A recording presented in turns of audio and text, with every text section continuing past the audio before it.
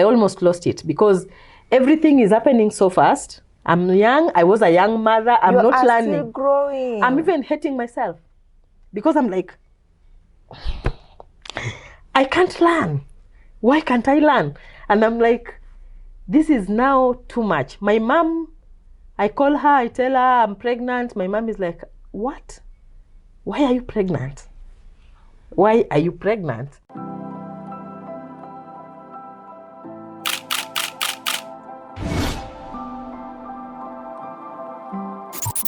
Welcome back to the Mamatoto Lounge. Today we are at Prineas Hotel in Kisumu. We are very comfortable. Please visit them here whenever you are in Kisumu. So, what happens to mothers who get pregnant when they are still in their teenage? They are teens. Here they are struggling just like any other mature woman because you are a mommy and you do not know what to do.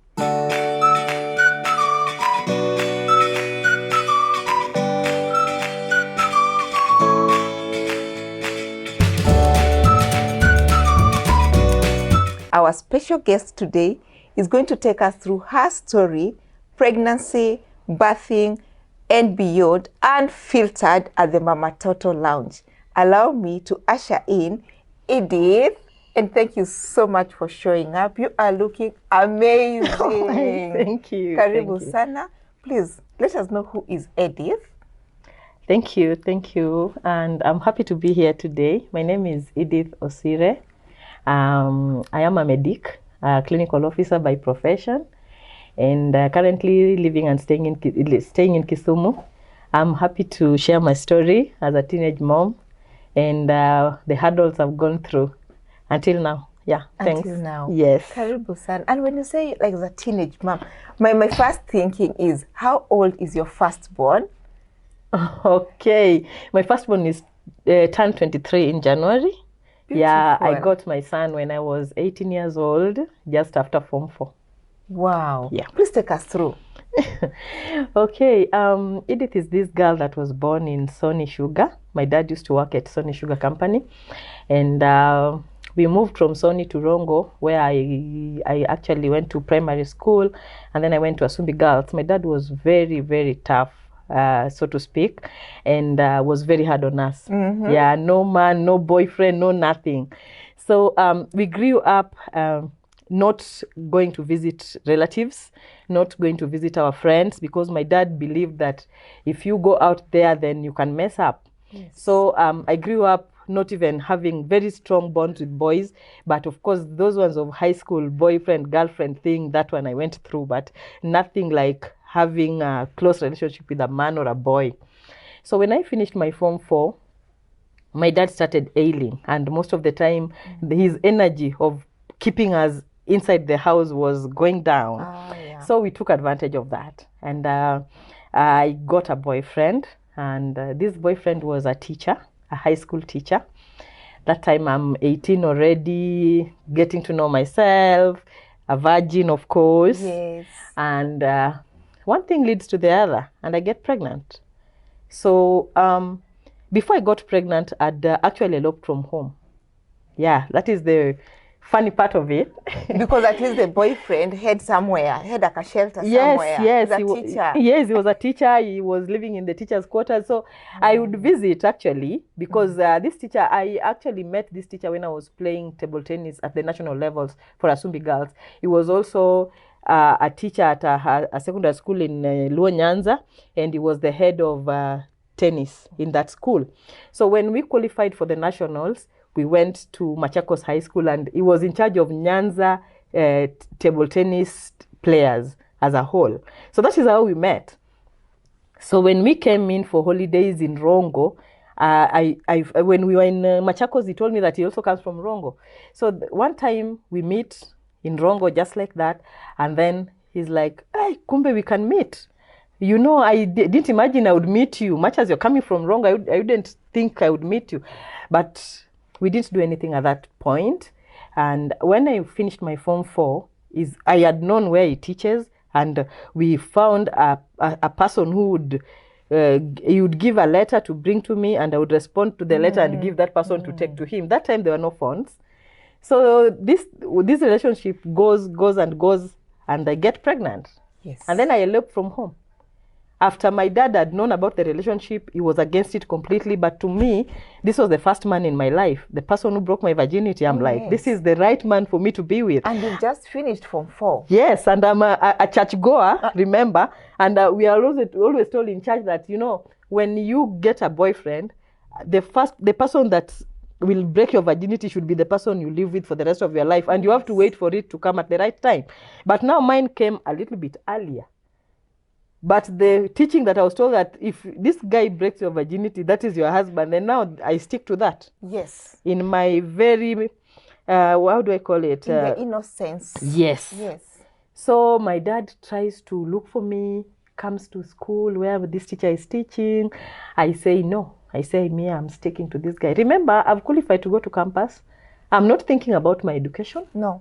I'm not thinking about any other thing. Love is in the air. Oh, yes. This is the first man in my life. I mean, why should my dad tell me not to be with him? My mom was a bit reserved, not so much into me, because me and my dad were buddies from birth. Daddy's girl. Yes, I was a daddy's girl. And I would not share anything with my mom. I would just look for even if I was dying with anything at my puberty level, I would just wait for my dad to come home so that I share with him. So my mom was not so much into my life. Okay. So my mom didn't have any issues with it so much. She would share with her sisters, her friends, but my dad was at the forefront of making me understand that a mistake had happened. I should just come back home, but I refused. You refused. I stayed with this man. You stayed until baby came? Yes. Baby will come. Yes. And another baby? Not really. So I stayed with this man, and I gave birth to my son.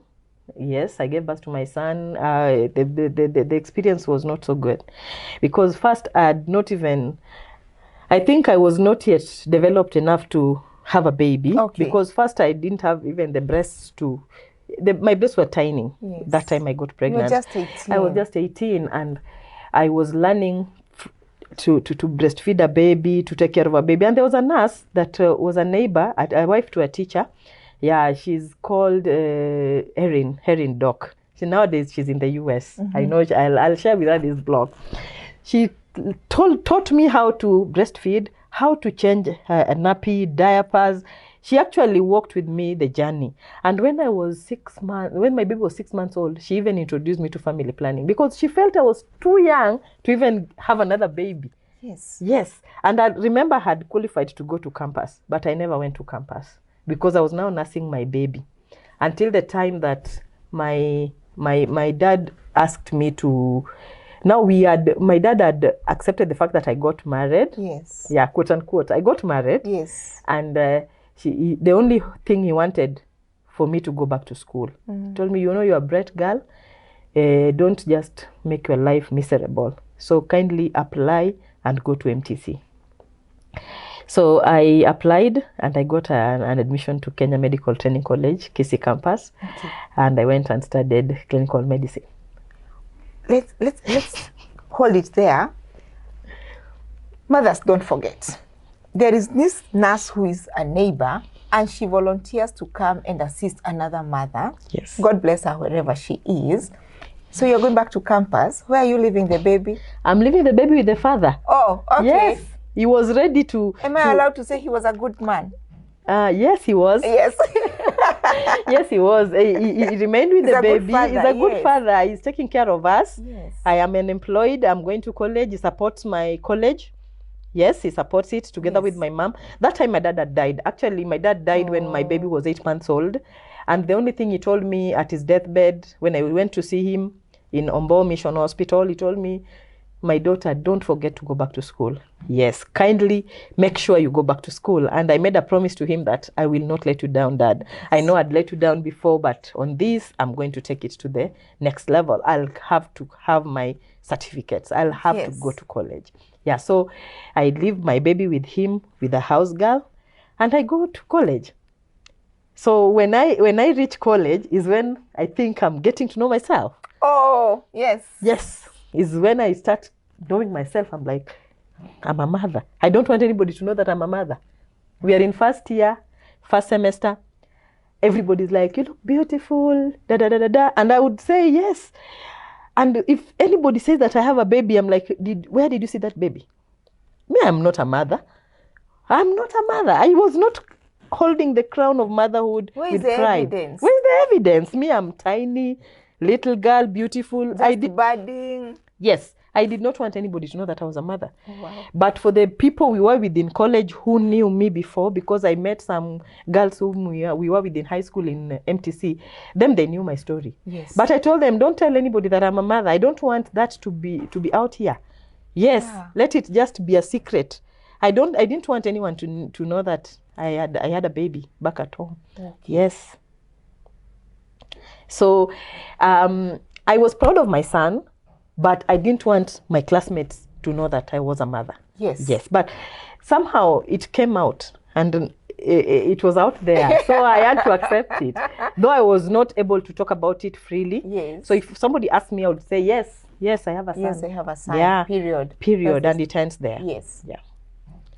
So I would say that I didn't have enough time with my baby after giving birth and until I went to college, because I left him at 1 year, 6 months old.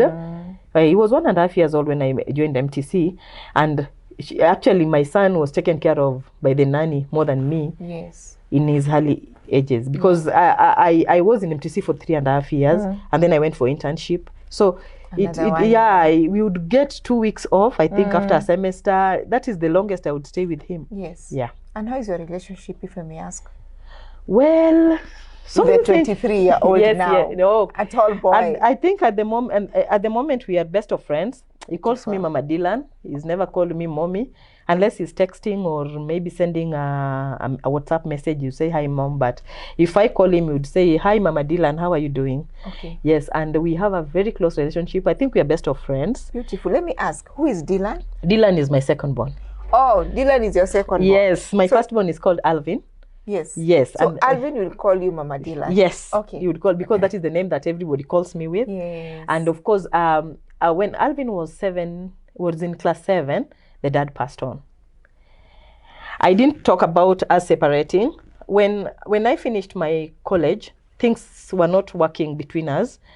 I don't know whether it was my naivety or I'd already now known myself more, and probably the mistake was on me and on him. I don't want to talk about what happened. It's okay. Yeah, but we didn't continue being together. Immediately I finished my college. We tried to live together, but things didn't work out.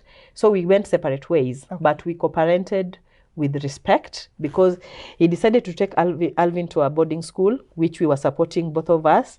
And when Alvin was he went to boarding school at class 6, standard 6. Yes. That was 844. And then when Alvin was in class 7, he passed on. So we went and buried him. I took Alvin to bury his dad. Yes. All was well. And I took in Alvin now, because by the time he was alive, we were co-parenting. So you would go there for half the holidays, and then half the holidays I would be with him. Yes. But after his death, now I was taking control of Alvin. And that is the time now we started relating well with Alvin, because at one point, Alvin was with him more. Yes. And he incited him a lot against me and talked very bad things about me, that our relationship was really not so good. So when Alvin came back at class 7, we started we started relating like mother and son from scratch.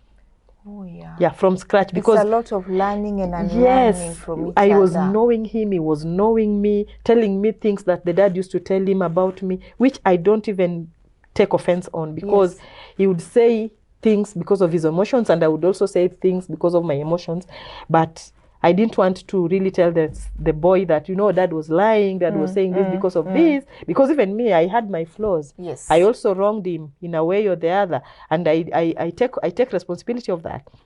Yes. So I told Alvin, let's start from where we left, because actually when Alvin was going to stay with the father, when we separated, the father stole him from me. Okay. Yes, and that time I had Dylan also. Dylan was months old, and Alvin was in standard 2. So he just came and told me, now this one is older, I can take this one, still breastfeeding. We were like dividing children. Yes. Enda na huyu, we back in na huyu. Yes. So I told Alvin, whatever happened. Don't even take offense. Let dad rest in peace. Let us start from where we left. Yes. So our relationship is super. It's super. Yeah, my son would tell me everything and nothings. Yes. Beautiful. Including a girl he dates. Yes. Yes, when You know he's them broken, now. I will know. Yes, he'll ask me, Mom, what do I do with this girl? She wants to cook for me this and I don't like it. How do I tell her not to do it? You know, so we are in that kind of relationship. That is a very good friendship. Yes, It yes. is. Yeah. So there is Dylan who also comes in this parenting journey where one parent is on this side, the other parent is on this side. So what happens now that Dylan is here? Will this relationship affect Dylan as well? Yeah, so Dylan comes 7 years after Sam. And when I start parenting these two children, Dylan is in, I think it was pre-unit. They used to call it pre-unit, a grade before class 1. Yes. And then Sam is in standard 7. So Sam feels that I love Dylan more than him. Yes, because I've lived with Dylan longer. Yes. I've lived with Dylan from birth. We've never been separated. Sam, I gave birth to Sam, had him for 18 months, and then I go to college. After college, I'm not with the father on and off. The father takes him away. For a good 2 years, I didn't see Sam because I didn't want issues with the father. Yes. Until we started talking and came to a consensus. Sam is Elvis as well? Alvin. It's called Alvin Sam. Alvin Sam. Beautiful. Yes. So when Sam comes and he feels out of place, I have to bridge this gap. Honestly speaking, at one point, I also feel Sam is right because Dylan is all over me. I come from work, I still sometimes forget, and that was a flaw on my end. I buy for Dylan something, and then I remember, Sam is also there. So I go back and buy so that I don't bring enmity between these two boys. Yeah, the siblings. Yes. But it went to an extent that even as early as 5 years ago, Sam would still come and tell me, you know what, you have a soft spot for Dylan. Actually, now Precious also comes after Dylan, like 2 years later. But as they grow up, now I'm parenting 3 children. Are you still doing this all alone by yourself? Okay, we separate with the Sam's father. Yes. And then now I have Dylan and Sam. Yes. But I get Precious along the way. Okay. Not married. Yes. Yes, not married. I get Precious and I'm overwhelmed with this pregnancy because 1, I'm not married. 2, I've just lost my ex, who is the father of my sons. Yes. And I went to bury him as his wife. And everybody knew Edith is back, has buried the husband. And then I get this shoulder to lean on and I get pregnant for Precious. So I'm not happy with this pregnancy. At the same time, I have to own it. So I have Alvin, I have Dylan, and I'm pregnant with Precious. It's overwhelming. It is. I almost lost it because everything is happening so fast. I'm young. I was a young mother. I'm not learning. Still growing. I'm even hating myself because I'm like, I can't learn. Why can't I learn? And I'm like, this is now too much. My mom, I call her, I tell her I'm pregnant. My mom is like, what? Why are you pregnant? Why are you pregnant? And then I'm also telling her, I don't know why I'm pregnant. Yes. You're also asking yourself, why am I pregnant? And then that time, my sister has just lost the second pregnancy. My elder sister and my only sister for that matter. So I call my sister and I tell her, now that we una mtoto, yes, nabeba huyu mtoto alafu nikizana kupea. Yes, I can't take care of this third child. I'm single. Then my sister is like, okay, I don't have a problem. So I carry this pregnancy. When I reach 7 months, I cannot take it any longer. I get hospitalized because I'm so stressed in this pregnancy. Yes. I'm also having these 2 boys with me. And I go into premature labor. Just hold there. As all this is happening, which is quite a lot on your plate, are you working? Yes. Oh, you are working? That time I'm working. I'm working with the government. Oh, okay. Yes, I'm a clinical officer in charge of a facility in Ugenya. All right. Yes. So your finances at least are sorted. Are sorted. You are doing but something. emotionally, I am empty. Yes. And you see, I'm working in a facility that I'm the only clinical officer. I have nurses working with me, but all the other work is for me. Yes. So I'm stressed out because of work. I'm stressed out because of this pregnancy. I'm stressed out because the father of this child is not with me emotionally. Yes. He never visits. We communicate on phone at times, but he's not there physically to walk with me this pregnancy journey. Yes. And you know, it makes me have a flashback of how my life has been in the parenting journey. I had a baby when I was young. I gave birth. I took care of the baby. I went to college. Here I am. I'm employed. But I don't have that base. Ladies, sometimes you need masculine energy around you so that you feel you are okay. I agree. Yes. So I say, this is crazy. How am I going to handle this? And then a cousin of mine dies. My very close cousin. I'm called that my cousin is dead, and I'm 7 months, 1 week pregnant. And then I ask, what has killed my cousin? She was just found dead in a lodging, and she's been killed mercilessly. I just passed out. Actually, that's the time that I had the premature labor, because everything was just too much for me. So I'm rushed to Kisumu from Ugenya. Dr. Kula sees me because he was my gynecologist. We rushed to Milimani Maternity Hospital, and I am induced immediately. Yes. I give birth to a premature baby. The baby cries well, scores well, but after 10 minutes, the baby goes flat. And then I'm told my baby needs oxygen. So Dr. Walter is called. Actually, Dr. Walter saved my baby's life. Dr. Walter is called, and he does his thing.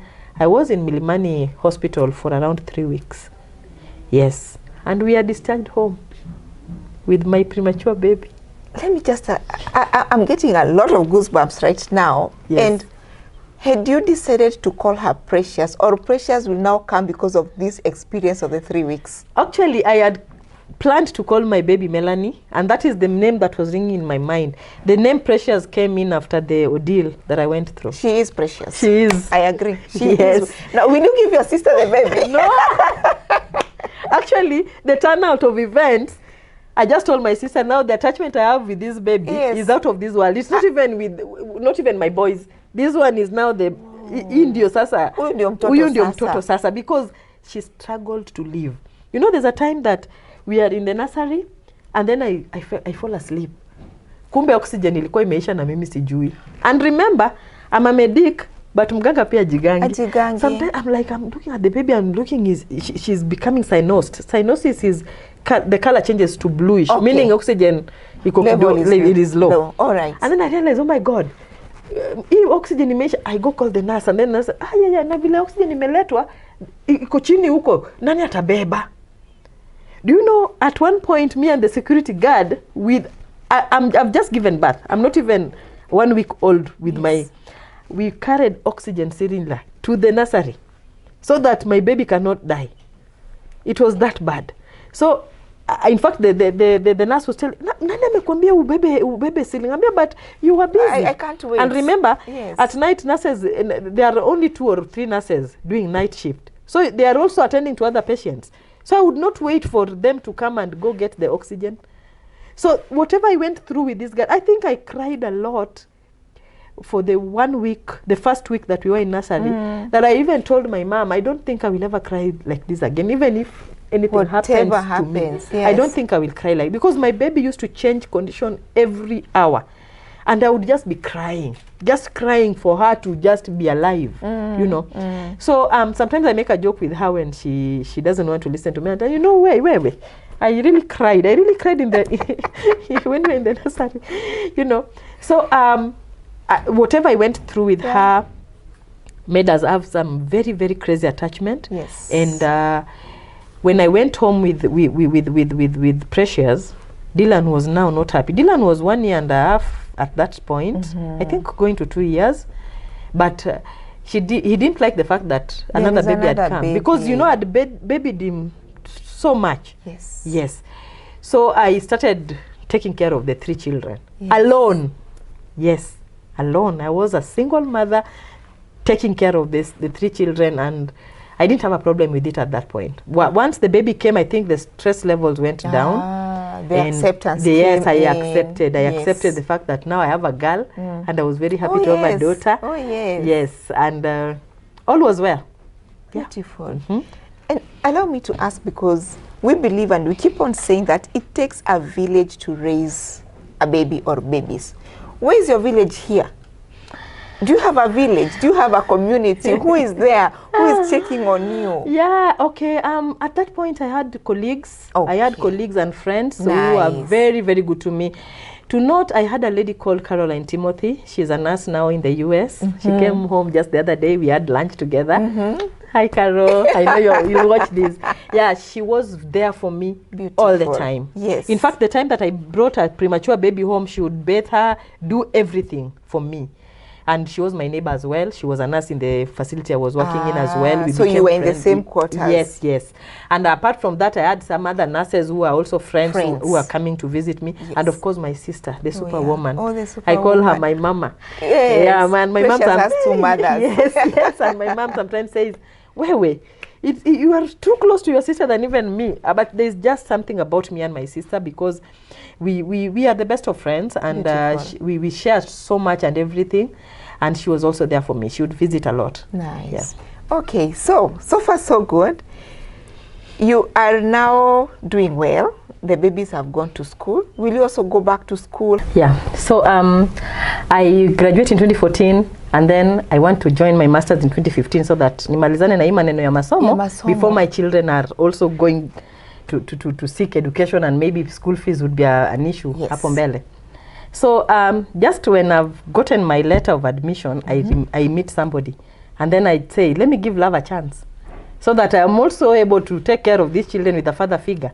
Oh. Because my children literally have grown with mommy, no father figure, you know.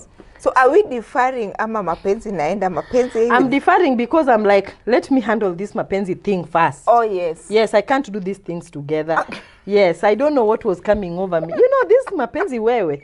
So I say, let me defer a bit and then concentrate on this relationship. That is 2015. That is 2015. So things go so fast, you know. And I have a wedding in 2016, October. Wait. Yes. I meet in 2015, October. Yes. A year later, wedding. Church wedding. Church wedding. Yes. It is very official Very now. official. Both parents have agreed. Our children are going to stay together as husband and wife. Period. Yes. And the man is very good to the children. Yes. Super good. I'm like, hey. Where have you been? Where have you been all this time? So we start staying together, and things are not well. So many red flags from the word go. No, when you say word go, is after the wedding or before? But because I had thought that this was the last bullet that I had for marriage, I'm like, let me just cover these things up. So many red flags. They were pink. Yes, so many. In fact, I would share with my sister, and she would be like, life is just like that. Marriage is just like that. You go and make it when you are inside. I share with my close friends, even the girls who are my maids. You know, your maids are those close girls. Yes. They're like, Edith, those are things that you can handle. You know, just get in there, and then everything will just be fine. So that is 2016. We wed. 2017, I lose 3 pregnancies in a row, one after the other. And I wouldn't say that I was stressed out or something. I didn't know that I had lupus. So I was losing pregnancies, and I had not known I had lupus until when I was diagnosed of lupus in 2020 is when I was flashing back and knowing, kumbe, this is what made me lose these pregnancies. But I carry one pregnancy to term, and that is Jewel, my last born. She's 6 years now. Today I'm having a lot of goosebumps. I'm feeling chills all over. Yes. Yeah, so I get Jewel in 2018, and all is well. Yes. She has a little mishaps here and there because she also came in at 38 weeks. I was induced. I was very sick, so they had to induce me. But all in all, I think we walked with you the journey with Jewel. Yes. And that was awesome. So everything is okay until now. Jewel is 3 years old when we cannot hold up with the father. Okay. Yes, a lot of issues are cropping up. Emotionally, I'm drained. I am not able to hold myself up to take care of my teenagers now. My children are now teenagers. Oh, yes. Yes. Time is moving very fast. Very fast. Dylan is now 13.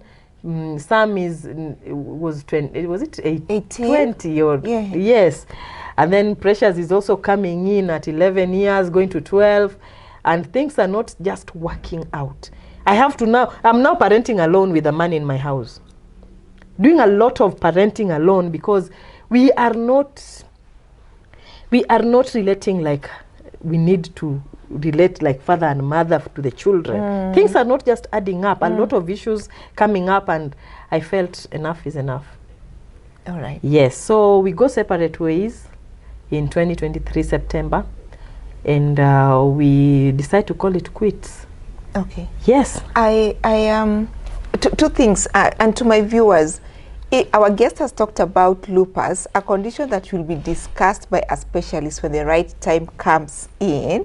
And number two is that there are quite a lot of red flags, and you cannot hold, and you're emotionally drained, and you have teenagers already and preteens in the house.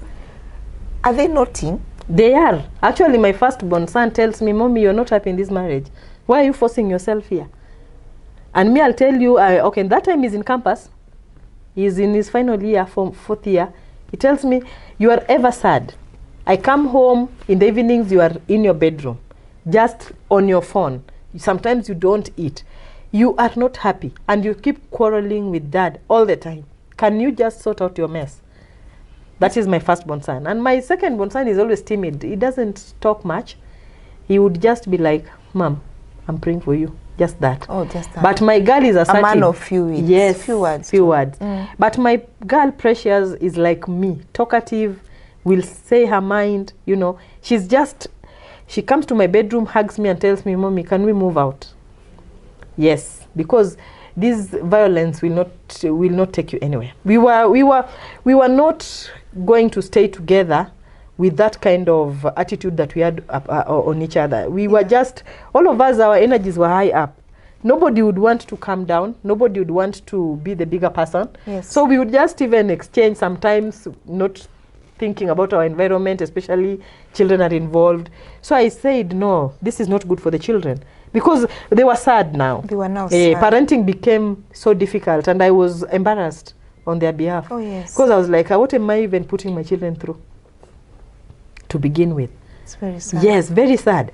Because I was not going to be a loving mother who is stressed, who is sad, you know. And at the same time, I went through therapy. Oh, yes, I sought for therapy because I felt I needed it. And when I finished my last session, I made up my mind to end that marriage. I'm the one who walked out. Okay. Yes, because I felt the enough was enough.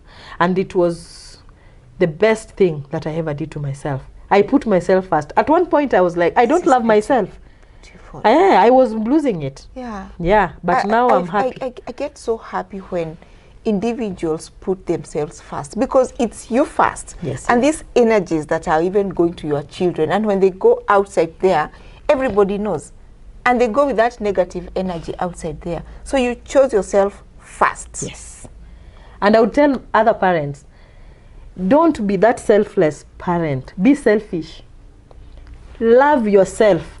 It is only in loving yourself that you'll have the energy to love your children. If you don't love yourself, sometimes just take yourself out.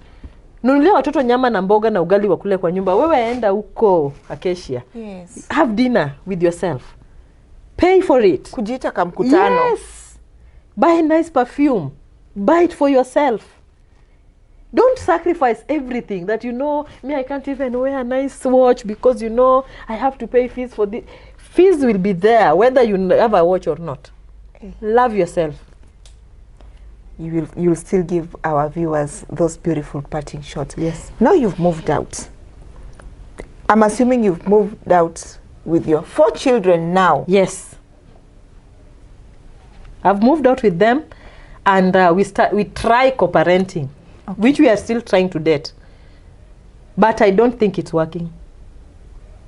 Yes. And you're co-parenting for the last born. Yes, we are, but he insists and says, these are, in the African community, Yes. children, once you're married with children, those children are the man's children. Yes, I agree. Yes, so I say, fine, these are your children. I agree. But what are you doing in the lives of the children?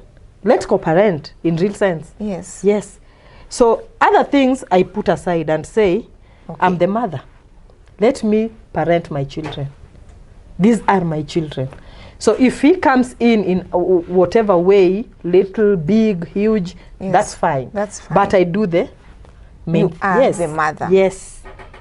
So I'm parenting my children, and I believe I'm giving them the best. I believe so too, because the fact that you look amazing, the fact that you can speak about it and you can see your flaws and your strengths, and you're like, you know what, I'm separating these grains. I believe you are. Yes, I am. I guide them. We go to church together.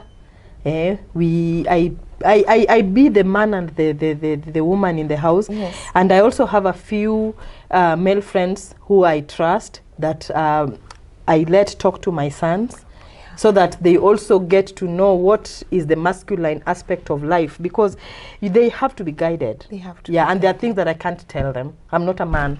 True, true. So I have to accept the fact that they need some male figure in their lives. Yes. Yes. You are among very few women who will say that, because it's very true. Even if we are single mothers, you cannot fully play both parts. And you're allowing your children to have these male figures who can be uncles, trusted friends, even mentors. We are paying for mentorship for people to mentor our children. So it is a good and a great thing that you are doing. Yeah. That is amazing. Yeah, even for my son who is in Form 3, I have a mentor that mentors him, one of my church leaders. Yes. They talk a lot on phone so that he doesn't go astray. Oh, yeah. I wouldn't say that I can do everything. I'm a single mother, but at one point in time, we need the masculine personality beside us to keep us going, to make us move from point A to point B. People would say, you know what, I can make it. That to me, honestly, it is not possible. I call my male friends at times just to get to feel the manhood in them. Like, hey, hello, sasa, ukoaje? Just that. It just keeps me going. So we wouldn't say that. I know this is an unpopular opinion, but women need men in their lives. Need I say more? But as we wind up, please tell me, did you pick up your master's? Yes, I did. Yes, I did. Actually, I'm graduating in December this year with a master's. We have a graduation. Yes. Yeah, I picked up my master's and I'm done. And I'm not ending it there. I want to enroll for my PhD in September. Yes. Go. Yeah, I just want to do it for myself. And as I told you, love yourself. Yes. I am not going any lower. The bar was too low. Oh. But now I want to raise it a bit. Yeah. So, oh my good Lord, you have done well. Thank you. And with that energy that you have, which is very, very big, and it is taking everybody around, please talk to our viewers. Give us parting shots, whatever you'd want to say. I mean, the floor is yours, Edith. You've done a good job. I am so proud of you. Thank you. Please take the mic. Okay, thank you so much. Now, what I can say is this. Parenting is something that you have to do it. Yani ile yako. You have to do, you personalize it. You cannot say that I want to parent like so and so. You parent as a person. You parent your children the way you deem fit and best. And don't forget to put God first. You need people around you to support you, but not every advice is something that you can take in. And most important, put yourself first. Just love yourself. It's only in loving yourself that is the only way you can love your children and also love others. So put yourself first always. Parenting is a journey. You walk. There are mabonde na milima na mabonde, highs and lows, but regardless of all that, we manage. Thank you. Beautiful. And you forgot to tell us that you're an Arsenal fan.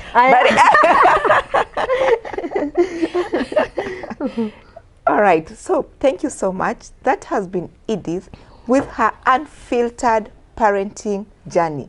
What is your story? Don't forget to reach out and talk to us. Thank you. Please share, subscribe, and we are glad to be your host.